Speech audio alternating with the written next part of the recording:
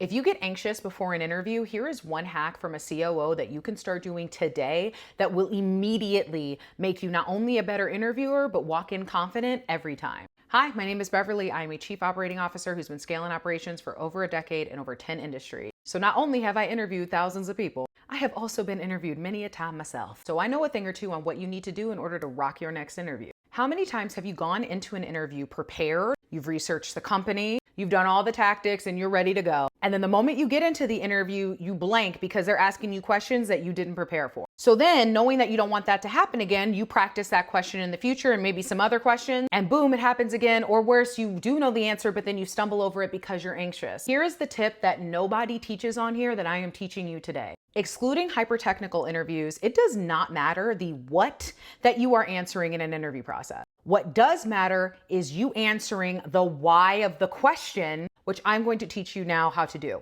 The next time you have a virtual interview, I want you to put your phone to the side and record the call. Please use a transcriber or something that will actually record the transcript. When you are recording yourself in the interview process, the point is that you get the transcript, which includes real questions you've been asked and your answer. And if you want to do this today, I want you to look up a list of behavioral questions that you've consistently been asked and then record yourself answering those questions the way you would in the interview process. And then here's where the hack gets good. Using whatever AI tool of your choosing, ChatGPT, Claude, whatever, I want you to create a project folder and you're going to label that folder interview prep. Next thing I want you to do is grab a job description from a previous role that you have applied to or the job description from the interview that you recorded. Grab your resume, grab the transcript and feed it into Claude with this. I am interviewing for insert specific role here and insert specific industry here. Please see attached for my transcript and answer the following. Critique my answer. Am I hitting the key points buried in the question? And finally, tell me why they are asking me this question in this context.